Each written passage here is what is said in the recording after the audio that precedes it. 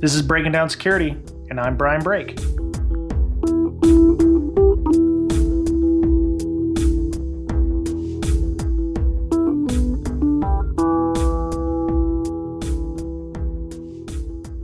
Welcome back, listener. This is Brian and Mr. Betcher for Breaking Down Security.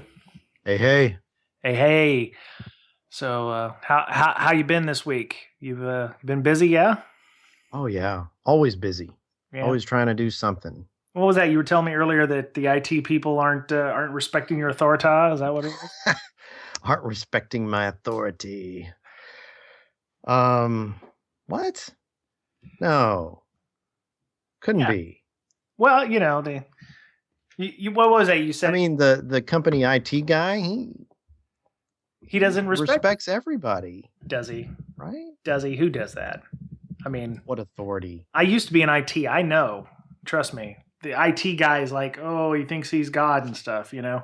He forgets, you know, there are other people outside of his little gopher hole or his warren there that he uses to, you know, they don't quite understand. So, I mean, I do that. I still do that. You know, I'm like, there are people in my office. I'm like, they just don't get it. I want them to get it because I'm the security guy. I know what I'm talking about. Stop trying to tell me I don't know what I'm talking about. Yeah. So I think everybody has that problem. It's not just the IT guy who, you know, thinks he knows best. Security people think they know best too. And much to the detriment of others. I mean, we want to be secure for security's sake, and I've been doing vulnerability management for 15 years, and oh my God, we hired this new guy, and it sucks so bad because he is way smarter than me, and he's teaching me things about vulnerability management that, you know, I have never gone deeply down this hole, and it's more process related stuff. It's like CVSS and, custom CVSS scores and things that I've been thinking are, CVSS related are not necessarily what's important at this company. And, I'm more than willing to say that I don't know what I'm doing and I need to, look at it from a different direction. So that's what I'm doing in that respect. So. Really? You know what? I am not a person that is, I'm a humble SOB, and I know that I don't know everything, and that I need to change with the times, and some of the things that I'm doing may not necessarily be what is, you may need a green crayon right now instead of a blue crayon, so you need to put down the blue crayon and try the green crayon for a different swath of color. What worked at another company may not work here. So that's something that we always have to think about when we move to a different environment. And I've been here 2 years, and I've been using the blue crayon that I've used at other companies, that it worked at the other companies, but it just doesn't work here necessarily. So I have to pick up a different crayon and, draw a different picture, if you will. So, but yeah, so, and, to help out with that, I started my OSCP a week ago today, actually to the hour, as a matter of fact, 1600 Pacific on the 27th of February. I started my OSCP journey. I got a lot of well-wishers on LinkedIn and Twitter, and I appreciate the good lucks and the try-harders and all that. And, I am doing my utmost to, get my OSCP and to, going to be sharing some of that knowledge as soon as I get my OSCP with the people on the podcast here, you listener out there. So, So what you going to do with that? Is it more like, let me learn how the hackers do it? Or are you going to get into that industry? You're gonna do a consultant gig at some time in the future? I'd love to get my OSCP because I think it's one of those, when I first got my CISP, I think it was one of those ones where it was a door opener. I knew that it was going to help me get those jobs that I wasn't going to be able to get before. A lot of the HR weasels out there, key in on specific words or terms, and a lot of the job descriptions must have a CISA, CISP, CEH, CPT, that kind of thing. And I was like, well, crap, I've got nothing. So if I have a CISP, then I'll be able to apply for these jobs, Or, at the time I was some, noob and didn't realize that, don't necessarily need to always have those certifications, but it surely helps, get in the door. So OSCP is another one of those that it's going to be a door opener. It's going to help me. In my current job, I want to do more red teaming. So obviously that's going to be, it's going to help me with certain skills that I have that I need. It's going to help legitimize my opinion. Hey, I've got an OSCP. I know what I'm talking about. Or, hey, he has an OSCP. Maybe we should listen to him, that kind of thing. So, and if something comes along and there's a better offer out there, I wouldn't hate on, moving to a better job where there might be more red teaming or maybe even a consultancy gig. I don't know. So, yeah. What are you looking at getting next? Might see what they have in the way of forensics. Looking at that route. That would be good. So it'll help with LogMD. Oh, yeah. As well. Yeah. I can get some tips and pointers and all that good stuff. And also legitimize, like you said. Yeah. When you have the certifications and you wrote the tool, that's kind of an equalizer right there. Sure. So, I mean, for incident response and digital forensics, there's the SANS route. Are there any other good, certs for digital forensics out there? I'm sure there are. I haven't really looked into it that much, but I'm thinking about taking a SANS this year at some point. Yeah. See how that goes. Yeah. Well, you need to re-up your GWAP, so you need to get some SANS credits. So that's, Yeah. Either retake your GWAP or you can go for, a 500 level course or 600 level course. So, with the OSCP, I've started the OSCP, and some of the stuff that came up was a good portion of what I've been doing, just to learn the basics has been enumeration, information gathering. They really do the PTES framework, where you're, doing reconnaissance, you're doing enumeration of systems. And, one of my exercises was, learning DNS. And about 6 months ago, we had Paul Vixie come up to our ISSA group and discuss, DNS. And I'd wanted to do a podcast on DNS for a while, because I was like, it's you do NS lookup, you look up NS lookup google.com, you get an IP address, or you do NS lookup IP address to get a domain name. That's it. That's all you need to do. But there's a lot under the hood. There's a lot more involved with DNS than just name resolution. There's, it's got a really long history. It's almost as old as the internet itself. Why don't you tell us a little bit about that in the show notes that we've got so lovingly created? Yeah. I know how to spell DNS, but it really hasn't been something that I've been interested in. I mean, it's more like it's like a phone book, right? You want to look up somebody's number. Yep. You know their name, but you don't know their number, so you look them up. Yep. For those of you who are old enough to remember phone books. Yeah. I suppose. That's true. Before whitepages.com, there was a massive tree that was killed and dropped on your doorstep that had names, and you could look up Bob Jones, and Bob Jones would have a phone number next to his name. I still, it's funny. I was watching, I tend to watch old TV because it's really the only thing I like watching. So I watch Perry Mason on MeTV, and they're like, oh my God, we need to find this guy's number. And, you see Perry Mason's secretary, Della, open up this massive phone book for Los Angeles. And she's like, oh, there it is, 555-1010 or whatever. And that's basically how they used to do it. And for a lot of ways, back when the internet was the ARPANET, that's how they had to do it. They had a hosts file, basically, like what Linux folks have now. They have Etsy hosts. That was DNS back in the day when there was only several hundred nodes connected between military and government and universities and what have you. They just maintained a hosts file that everybody had access to that was passed around, basically.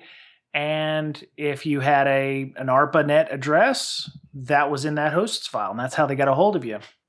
But it soon became apparent, I guess, around 1983, around the late 70s, early 80s, that the internet was going to kind of become a thing. It was going to be kind of a big deal.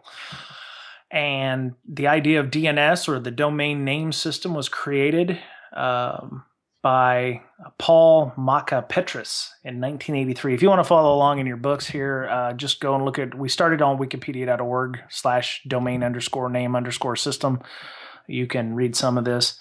Several RFCs were created in 1983, RFC 882 and 883. They were superseded in 1987 by 1034 and 1035.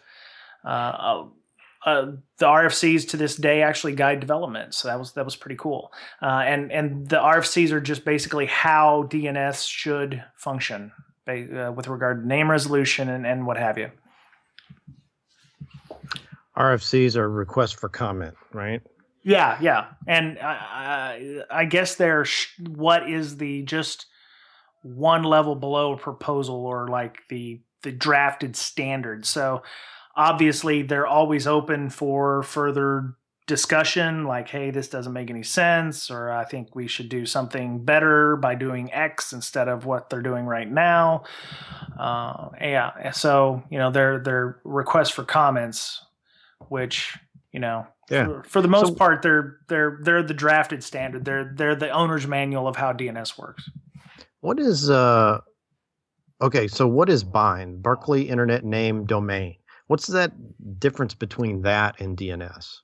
Well, okay, so where you have DNS, the standard, bind is the program that uses the standard to do name resolution. So it was created in 1984 for students at the UC Berkeley, which is a state college. Weird. So state colleges are actually good for something. Ha ha ha ha. You went to you went to University of Texas. I went to University of Phoenix.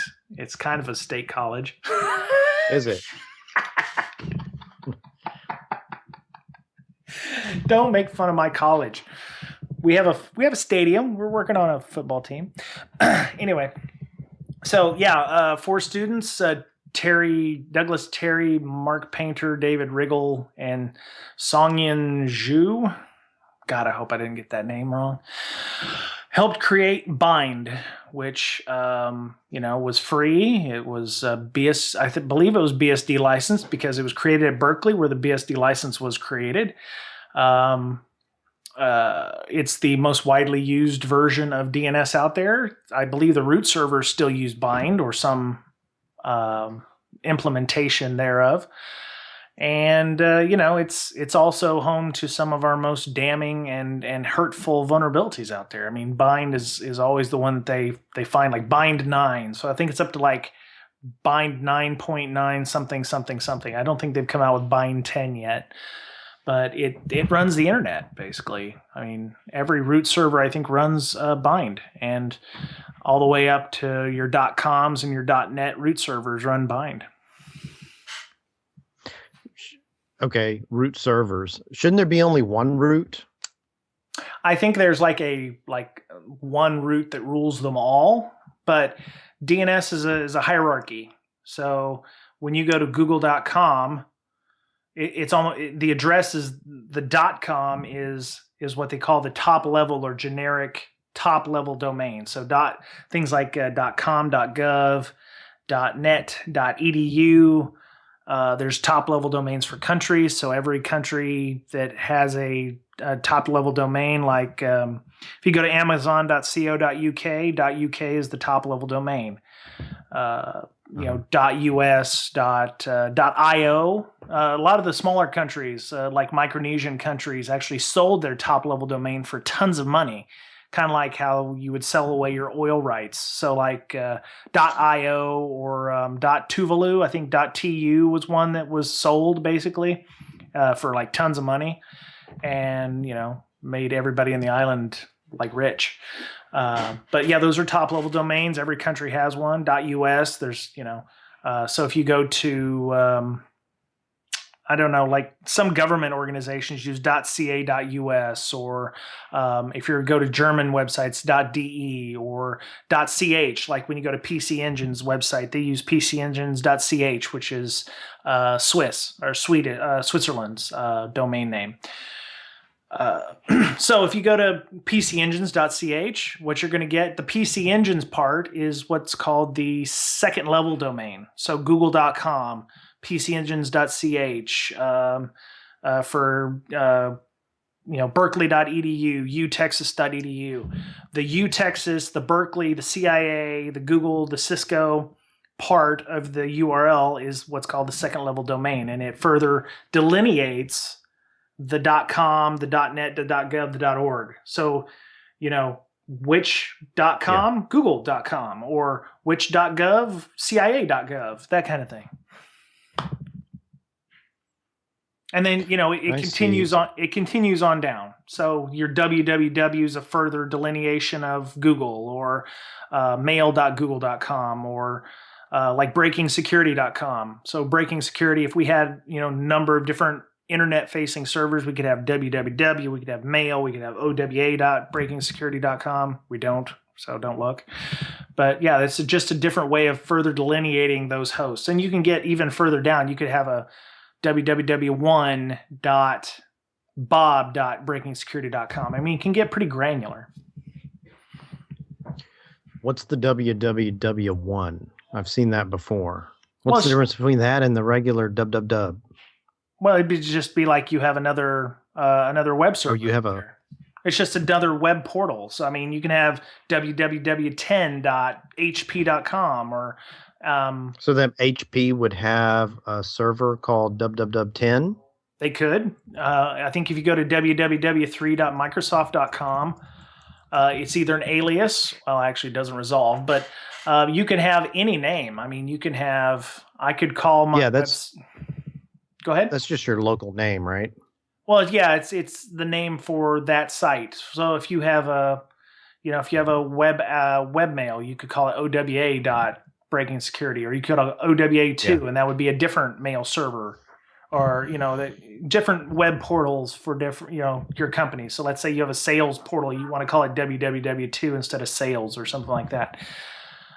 They're all just delineating in DNS a different IP address, or it could be an alias for another site. So it's hierarchical. So it goes from the very top down to the very, very small. There's no constraints on how your hierarchy is done. If you do DNS internally, you don't even have to follow the .com, the .gov kind of hierarchy. You can just say, I want an IP address to resolve to a server called Bob. So you could say, I want to go to Bob, and Bob in your DNS internally would say, okay, Bob resolves to 192.168.1.2. I mean, you don't even have to have a bob.local domain or whatever. It's not required. As long as you're not hooked up to the internet, right? Yeah, exactly. Or could you? You just have to have your own DNS server, right? Yeah, if your server on the inside doesn't have internet access, you could have a intranet page called www.google.com. As long as that server's not connected to the outside internet, you don't have collisions of that order. You could have any kind of host name what you want, which is good. So, I mean, really, DNS is we had Paul Vixie, who helped create a good portion of the DNS standard and how everything works at our ISSA talk, and he talked for 2 hours just on one little part of it. So this is going to be, I wouldn't say 10,000 foot level, but it's going to be 1,000 foot level, if you will. There's tons of stuff. I mean, you've got caching, TTL records. I mean, there's a number of different things, tools and all this. So what we're just going to talk about is some of the records involved. in DNS to help you understand those, and maybe a tool or two that you can use to do reconnaissance on DNS, or you can use things like EtherCap to help spoof DNS, so you can help find out how people attack DNS things. Okay, so DNS record contains certain things. SOA, start of authority. Mm-hmm. Does that mean like what top level domain server it goes to? Yeah, the SOA record is every domain must have one at the cutover point. So if the domain record mycompany.com or breakingsecurity.com is it's just a record in the DNS server, or into the domain name server, to say that it is that it exists. So if you go to, say, I don't know what our DNS records are. I think I have Google running them. So let's say ns1.google.com will have a record in its in its name server records that says, breakingsecurity.com is this IP address, and it has all the other information underneath it, like what our MS record is. So the start of authority is the entire record itself. Ouch. So go ahead, ask me another question. Ha ha ha. Well, you've got MX, mail exchange. Yeah, and that's those are just. What does that matter? Those are just different. I mean, if you resolve the name, then isn't that its own mail server? Like, oh, geez, yeah, I don't understand DNS. To tell you the truth, I don't. It's all right. Why? I think that a lot of people don't really understand the magnitude of DNS. It's like the glacier thing. You're only seeing the 10% on top and not the 90% underneath. I mean, there's a lot of underlying technology just to make this thing work. For mail exchange records, it's just another pointer. It's just another record inside of your statement of authority, or not your statement of authority, but your start of authority, that says, okay, yeah, this domain also has an email server attached to it. Here's the record for how to send email to it.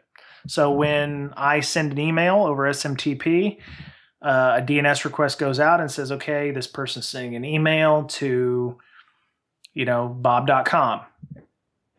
According to our DNS records, bob.com resolves to this IP address for the email server. This is where you'll need to send it to. And you don't even need DNS. If you knew the IP address, you can just go to that site directly.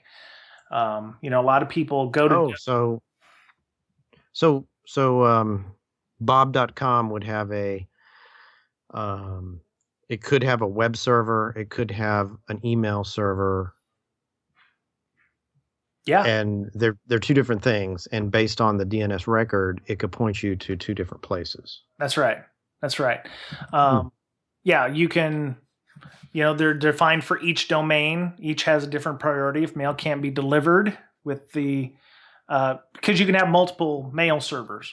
So just like your NS servers. God, why do I keep saying NS servers? It bugs me when I hear people say it. Yeah, name servers. Different name servers. So you can have mail1.breakingsecurity.com, mail2.breakingsecurity.com, and if you are sending an email to breakingsecurity.com, it will attempt to deliver to mail1.breakingsecurity. If it can't go there, then it will go to mail2, and it will continue on until it can't go, and then it will delay, conceivably. So there's other things you can do. There's text records, which are... text records are like the comments in an HTML file. So it says, okay, this is who owns the domain. You can put any kind of information in a text record. A lot of times people use, just recently, they've been using text records for verifying email servers so that you can, keep email spoofing down.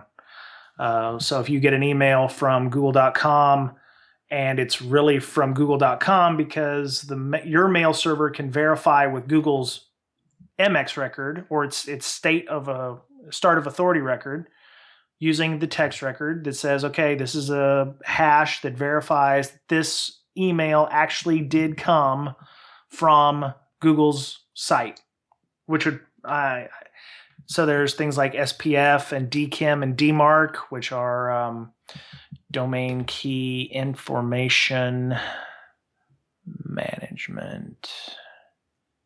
I think that's a domain keys identified mail standard. It's one of the methods of proving doing non-repudiation to prove that the email actually did come from somebody in Google's mail server. Or any mail server for that matter. It's really good to have, that kind of information in your DNS records. All right. So there's other things like canonical names, CNAMEs, links. The record links an alias with another true or canonical domain name.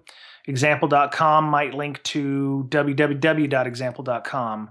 You might also have, harry.breakingsecurity.com, which would go to your, might go to a secret server that you have, which would be, call it www2 or something like that. But you can use it as almost like an alias record to,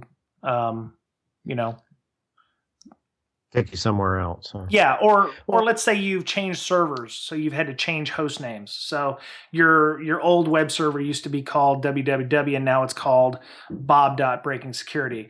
If people want to continue to go to www.breakingsecurity, they'll get referred to the new address.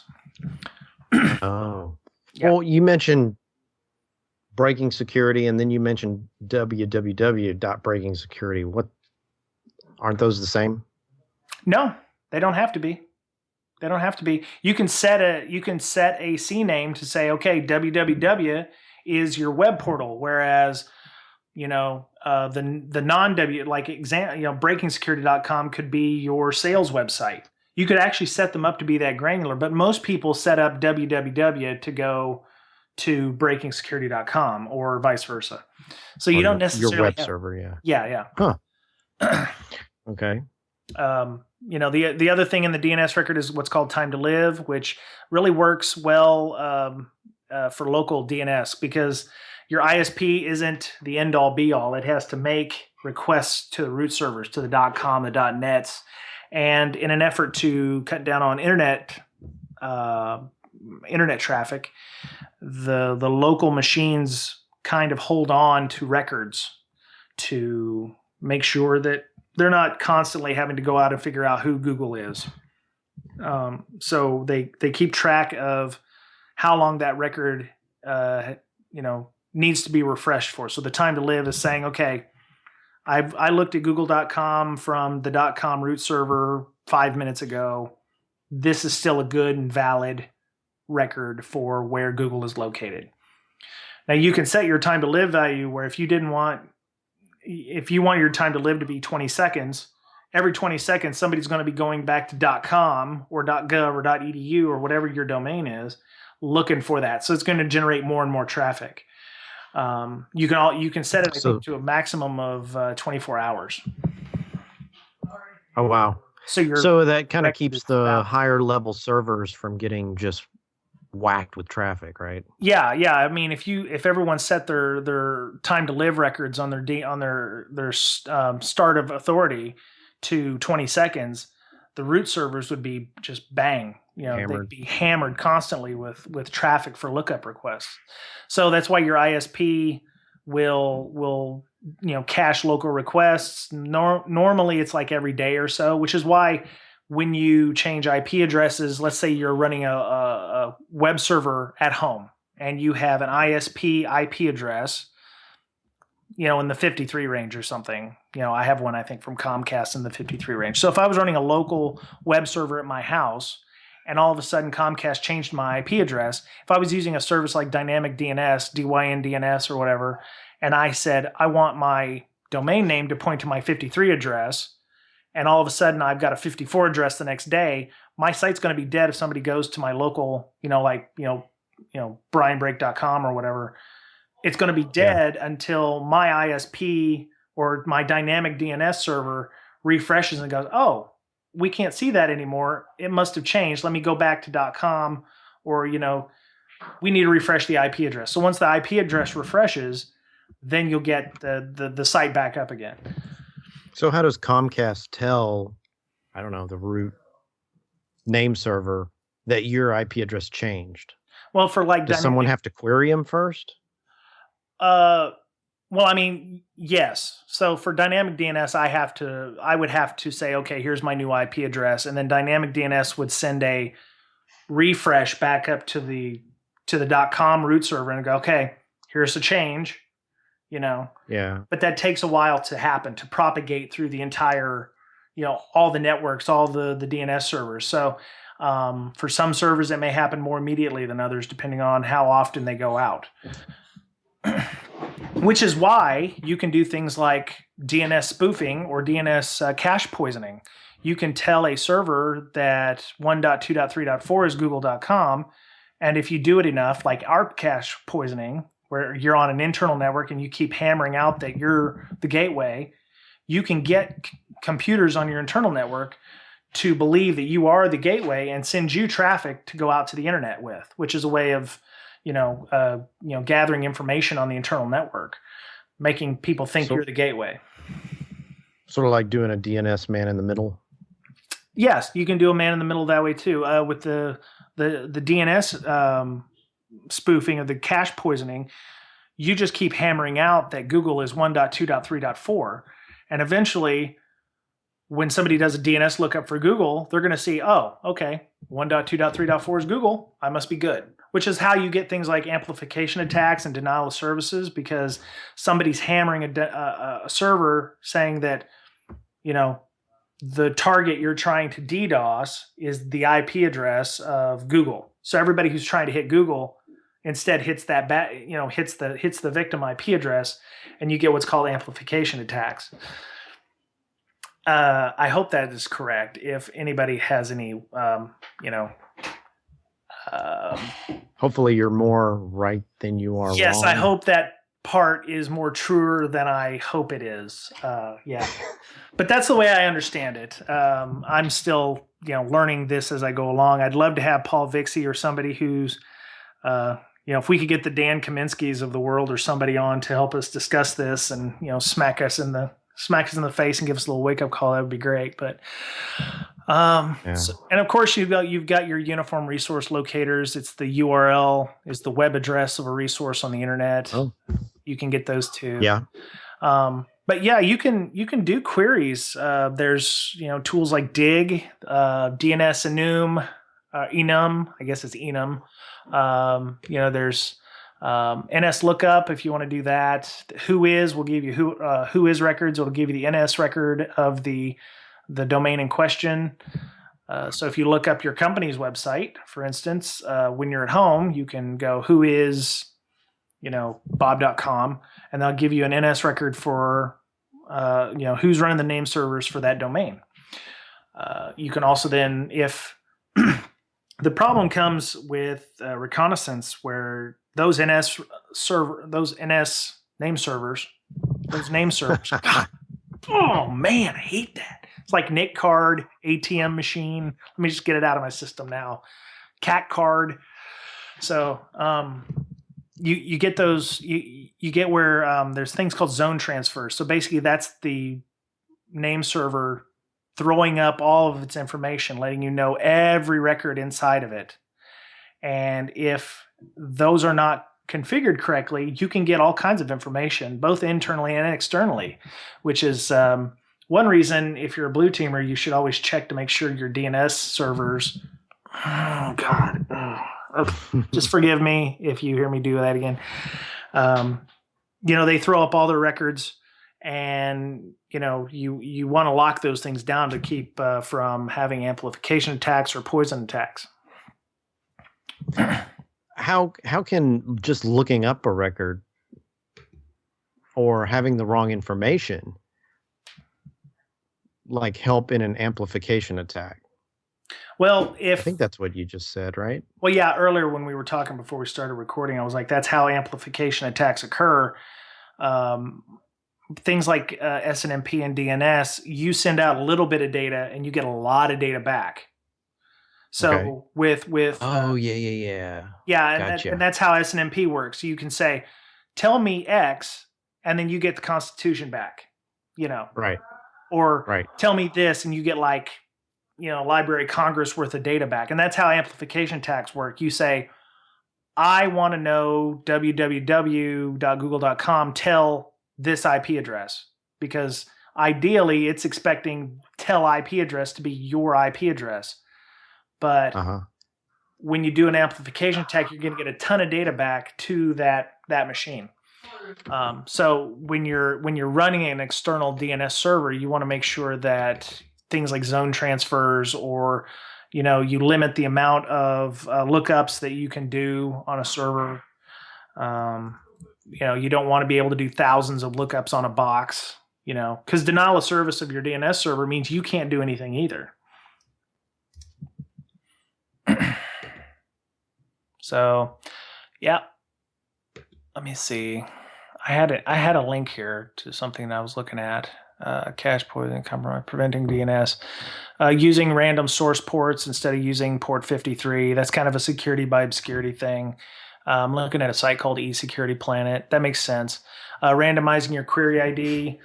I seem to remember there's query IDs were easily guessable. Back in the day, they used a 16-bit query ID, and that made them a lot easier to guess because they were not sufficiently randomized. Like nonsified. Yeah. Yeah. I was looking up how to detect some DNS attacks, Mm-hmm.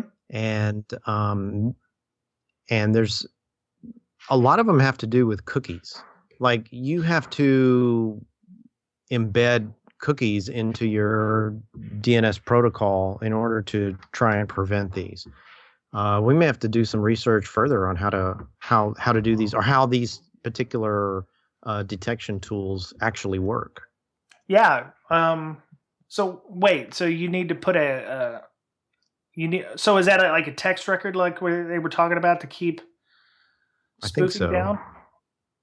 Oh. It's uses TCP, like a TCP based detection scheme would use a TCP sequence number in, like, kind of as a cookie Uh-huh. in the DNS message. Okay. So yeah, I guess that's how the tools work. Very cool. Okay. Yeah. So Microsoft, of course, because they are one of the largest, management type systems. A lot of you probably use, Microsoft for your DNS and your Active Directory.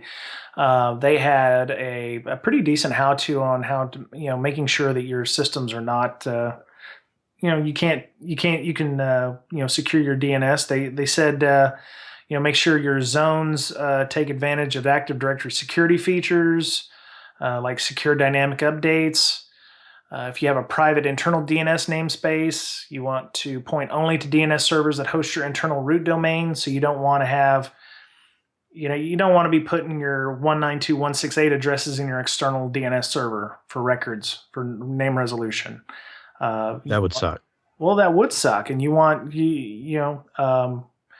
don't want to be doing anything on your Active Directory. So if you're active, you don't want to have your DNS server on your Active Directory domain, on your Active Directory servers, because for separation of duties and whatnot, not just for compliance reasons, but just for best practice, because you can have your DNS servers get overloaded, which would also overload your Active Directory domain.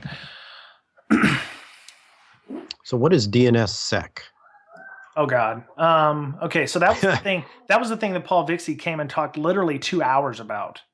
Oh, really? Yeah, Okay. I mean, it is a whole other glacier to itself. I mean, there's encryption, and there's I'm gonna have to, we'll have to table that one for that. As my my on-screen TV boyfriend Alton Brown says, that'll be another show, because that is a whole other ball of wax. So. Oh yeah. Yeah. So, make sure you're not, you restrict zone transfers. That's another thing. We're restricting zone transfers to only admin or only trusted IP addresses. So, you shouldn't just be able to be a user and go in and do a zone transfer on your network. I think I've actually found that at a place that Bob might have worked at in the past. Anybody with an IP address on the network could do a zone transfer on a DNS server. So yeah, make sure that only fellow DNS servers can do that. How do you okay, so that's I remember doing zone transfers. Yeah, it's coming back to me now. Well, I think we found I think Bob found them at the same time that a pen test was going on. Or maybe the pen tester found them and we were like, oh, you can't do that. And then we found out, yes, you in fact can do a zone transfer on DNS. So you and Bob? No. Bob and Bob's friend, Bob Burt. Yes. Yeah, I'm sure it's better now. I think Bob and Bobbert actually fixed that one pretty quickly. Oh, that was fixed in 30 days. It had to have been less than 30 days. I'm almost possibly sure. So. So you also want to make sure. I had a really good one about DNS cache poisoning and how to stop it. Let's see. If you're a domain name registrar, that could be another thing. So some people do GoDaddy for their domain name registration. Okay. If your domain registrar should have some two-factor auth, make sure you use it when you're logging in. Make sure that you don't have. Make sure that you've locked it, so that you must be notified, or that you have to be in person. You have to be the person on the record who can make those changes, because you may not have to change your DNS record, but you can go in and have your registrar change the IP address or name servers that way.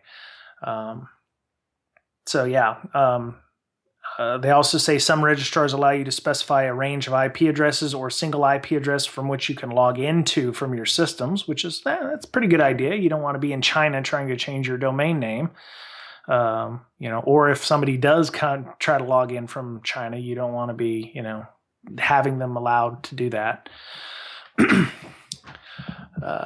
And you can monitor the log files on your domain server. I'm sure that there's specific logging information that comes from your DNS servers that you can have been put into your SIM to, notify you if something looks out of the ordinary. So, I'm sure there is. Yeah, and you want to be. You just have to set that. You just have to set that properly. Yes.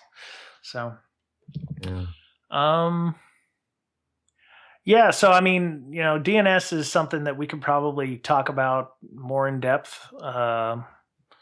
In the long run. I mean, there was a lot of stuff that we didn't talk about, and if anybody has any clarifications or corrections, please let us know. So, I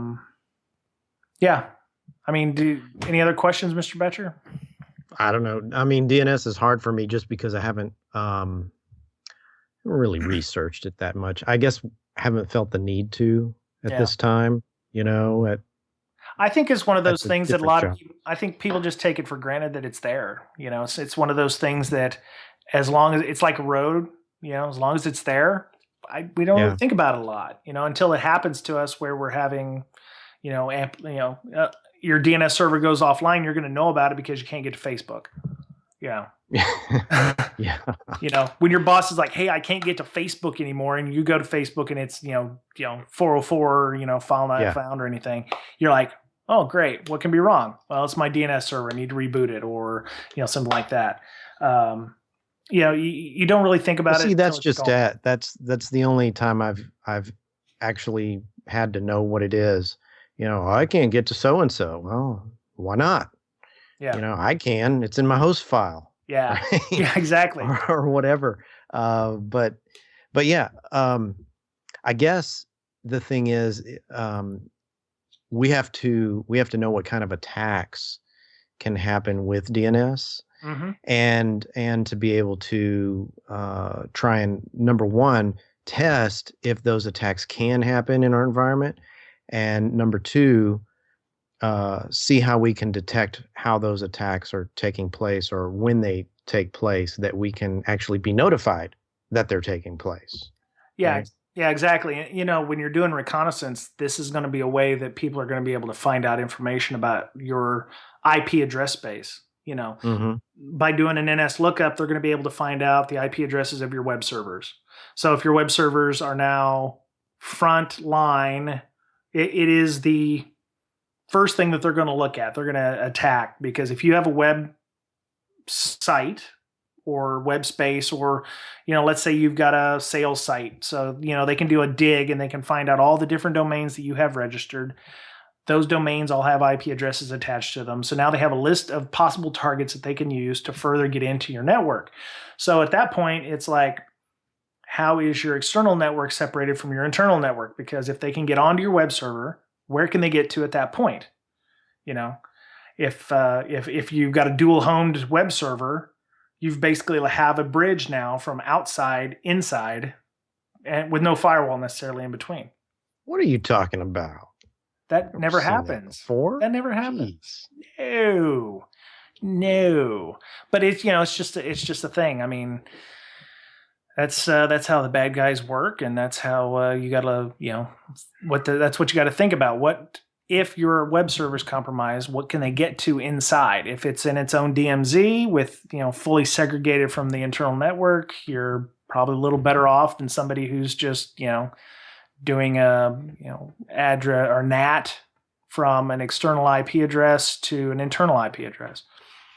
So, but yeah, it's good to protect your DNS from all kinds of baddies. So, yep.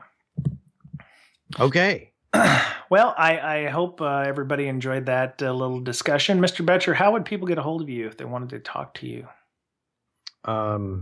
Well, I'm easily gettable on Twitter at betcherpwned. Yep. And he needs some friends, so please feel free to follow him on the Twitters. He's he's you know, he's doing well, you know, not as well as the podcast, but, you know, he's doing well. So, yeah. So you can find the official Twitter for the BrakeSec podcast at BrakeSec, BRAKE-SEC. And you can find me and follow me if you want to at Brian Brake. Yeah. So website is www.brakingsecurity, BRAKEING security.com. You can use your DNS to find that, you know, and get on it accordingly. I need to try that. See, I'm all about IPs, so let me try that. Yeah, that'd be something to think about. And you know, you know what? That's a good point. You mentioned your hosts file because it works for you. In a properly configured file, even on Windows, if DNS fails, it will automatically go and look in your hosts file, because hosts, even though it's been around since, you know, the beginning of the Unix epoch, it still works as a backup. So it's like is it a backup or is it the front up? I always thought the host file was the first thing, and if it wasn't in there, it would go, we need to test that. Well, the way I've always configured it is I had it look DNS up, and then I had to look for file, which was the hosts file. Would look up the hosts file. So anyway, so yeah, you can get a hold of us. Comments, questions, suggestions, criticism, positive criticisms, please. bds.podcast@gmail.com. We're on Facebook as well, Tumblr, TuneIn Radio app, Player FM, Stitcher. So if we have an RSS feed if you want to do that too. We're on iTunes. You can find all the links for all of those in our show notes on the website. And yeah, that was it. I'm going to continue and get back to my OSCP training, because Mutz and all those folks over there at Offensive Security are definitely doing something right by doing that. If you, if you have your Security Plus or whatever, and you want to forego your CISP, you know, maybe look at OSCP if you think you can swing that. So they don't pay us to say that. That was just the thing I thought of. So, you know, maybe that. Yeah. Well, it's no joke. No, it's a practical exam. It's not a, you know, fill out the test and win. You have to root some boxes and do that. So I'm hoping I'm up to the challenge. So. All right. Well, I'm glad we were able to invade your earballs this week. Please come back again. This has been Brian and Mr. Betcher for Bring Down Security. Have a great week, and we'll talk to you again soon. Bye-bye.